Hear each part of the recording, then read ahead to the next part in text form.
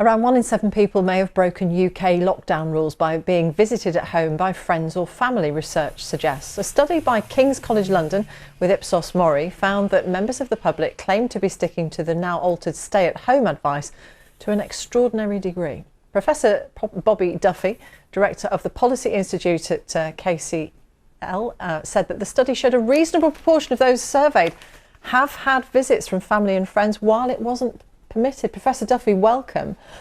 How good, though, a result is 6 out of 7 observing the rules strictly?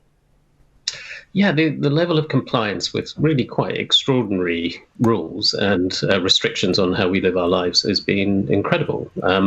That is the norm across most of the things you'll look at. 9 in 10 people say they are observing social distancing by staying 2 meters away from people. People are even taking it further than the guidance, and you've got 55% of people washing and disinfecting items that they bring into their house. But it is the only thing that stands out within all the measures we asked about is this visiting at home, where 14%, about 1 in 7 people, say that they've done that against the lockdown rules. And that's tripled since we first asked the question back at the beginning of April. So it really points to what people have been suffering around, and that is that lack of contact with family and friends. How do people rationalise it then if they know that it's not what they should be doing? Well, I think it is that emotional reaction. We found it very tough to be apart from our family and friends, and we have had incredible levels of compliance that have been driven by a really strong sense of both personal threat. So 4 in 10 people think that if they caught a coronavirus that they would have to go to hospital, when that's much higher than the likely reality. And we're very worried about its impact on others.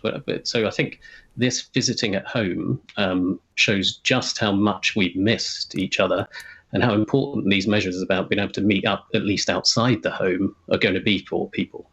What struck me as well is that having to stay 2 meters apart from people, you realise how little personal space you normally require. Yes, no, it's true. It is a different way of living. I mean, so many aspects of how we live our lives have been completely transformed, and people are kind of getting used to it very quickly. So now 38% of people say that they wear masks outside the home, and that was non-existent at the start of the crisis. So we have shifted, and it is driven by that sense of duty, responsibility, partly to ourselves, partly protecting ourselves, but mostly for most people, the protection of others. And that shows that kind of community spirit that we've had around the crisis. I don't know about you, but I've found this sort of new vigilance really quite tiring. Because you're constantly having to think about how you're meant to be behaving, and it's against your sort of natural instinct. What are the other behaviours that have changed? I hear that we're all, well, a lot of us, eating and drinking far more, seeking comfort, it looks like. Yes, now half of us now say that we think we're putting on weight as a result of the lockdown, and I feel very connected to that as a trend that we're seeing. And then we are seeing people drinking more as well, and that's actually gone up significantly. Now 3 in 10 people are saying that they are drinking more now than they did before the crisis. So, and that's related to that sense of anxiety and distress that people have. So half of people are saying they're more anxious and distressed than before the crisis started. So you do get that sense of comfort eating, comfort drinking. And it is one of the things that we need to be really aware of as the crisis continues and we have to spend more time. There are health effects, both from mental health, physical health, of this very unusual and stressful way to live. Professor Bobby Duffy from King's College London, thank you very much for your time today.